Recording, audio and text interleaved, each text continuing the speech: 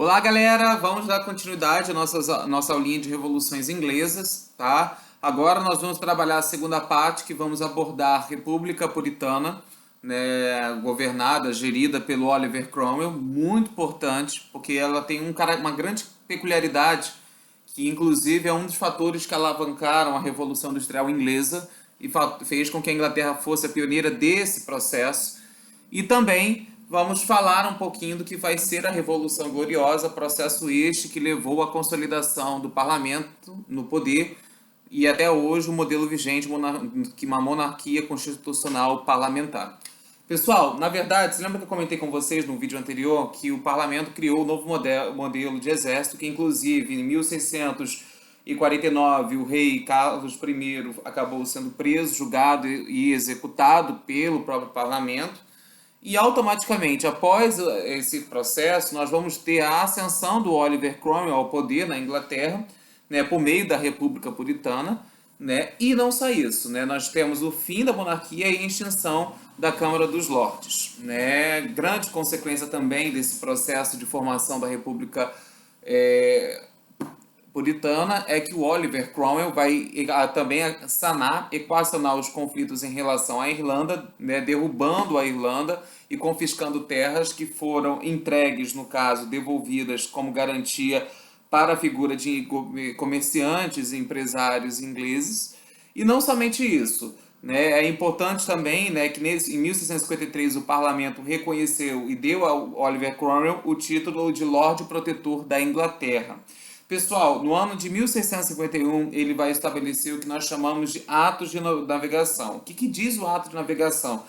Somente os produtos exportados poderiam ser feitos pelos navios ingleses, todavia, navios de outros países não podiam transportar produtos ingleses, ou ainda produtos importados em navios ingleses ou do local de origem. Por conta disso, nós percebemos um intenso fortalecimento do sistema de frota marítima inglesa, que se tornou a grande hegemonia do mundo ocidental e tornou a Inglaterra, juntamente com a Revolução Industrial, né, a grande potência mundial até o início dos anos 20, até o início do século 20, percebam isso.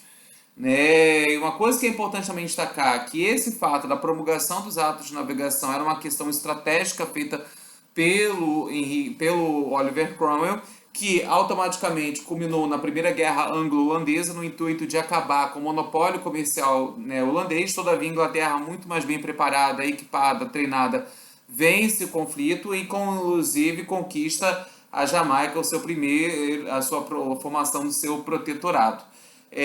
No ano de 1658, o Oliver Cromwell vai morrer, né, assumir o seu filho Ricardo, que não consegue articular entre os interesses militaristas e também a própria figura do parlamento, né, uma vez que o Carlos II, filho do Carlos I, que foi executado, tinha mais prestígio, né, e também prometeu automaticamente indenização, pagamentos atrasados ao exército, a liberdade de expressão, né, que na verdade nós vamos perceber que isso não vai acontecer. Ele vai ascender ao trono e nós vamos perceber um processo que ficou conhecido como restauração dos Stuart. Primeiramente, nós vamos ter a volta da Câmara dos Lordes, né, que foi extinta com a República Puritana, e no segundo momento também, né, um estabelecimento de uma aproximação, de um diálogo com os católicos, o que era uma afronta na figura do parlamento. Uma outra medida muito autoritária que o Carlos II vai fazer é também o fim do parlamento inglês, né, e automaticamente esse dissolver do parlamento deu amplos poderes ao Carlos II. O Carlos II ele era visto como uma ameaça, porque ele tinha aproximação, inclusive, com Portugal e a França, né, o Luís XIV, que era extremamente católico. Inclusive, ele fez uma promessa ao Luís XIV que se declararia católico, né, quando a situação política permitisse. Né, e também com relação a Portugal, porque ele casou justamente com a Catarina de Bragança, que era filha de Dom João IV. Né, isso é importante também destacar, reinado católico. Né, ela inclusive contribuiu para o fim da União Ibérica. Né, o Dom João IV contribuiu para o fim da União Ibérica. É importante destacar que quando Carlos II morrer, ele vai se declarar papista e vai assumir o seu irmão Jaime II. Existia uma grande esperança, tanto por parte da Câmara dos Comuns, como também por parte da Câmara dos Lordes, de equacionar esse problema, esse obstáculo em relação ao catolicismo no solo inglês, que na verdade, quando automaticamente ele morrer, nós vamos ter o restabelecimento do catolicismo no país. Todavia, o Jaime II, a sua filha Maria, era casada com, né, o holandês, que era o nobre, né, tinha um grande título, que era o Guilherme de Orange. Nesse momento, nós vamos ter, né, tanto a Câmara dos homens comuns, como também a Câmara dos Lordes se unindo, inclusive uniu dois grupos rivais, que eram os Whig e o Tory. E nesse processo, o que nós vamos ter, pessoal? A união dos Whig mais Tory levou que a defesa de que o Guilherme de Orange deveria assumir o trono, né, o rei inglês, né, no caso Jaime II, encurralado, vai fugir, inclusive ele foge para a França, com amplo apoio do rei Luís XIV.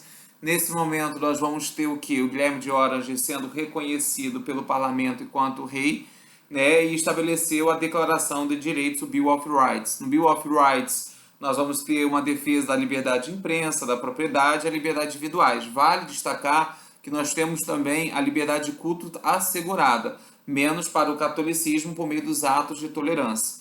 Né? E não somente isso, né? Com a Revolução Gloriosa, né, nessa disputa entre católicos e não católicos, né, a disputa de anglicanos e não anglicanos, né, que eu acabei de mencionar anteriormente, nós vamos ter a formação do modelo que é inclusive vigor hoje, que é a monarquia constitucional parlamentarista, ou seja, o parlamento é que manda, realiza, tem uma figura apenas o que hereditária, de status social, né? E hoje mesmo quem manda na Inglaterra é o primeiro-ministro, mas a rainha tem ainda esse poder de ser um ponto de equilíbrio, tanto que a rainha na Inglaterra ela não vota, né, porque automaticamente ela não pode ter partido. O partido dela é o território, é o solo inglês. Tá ok, pessoal? Grande abraço!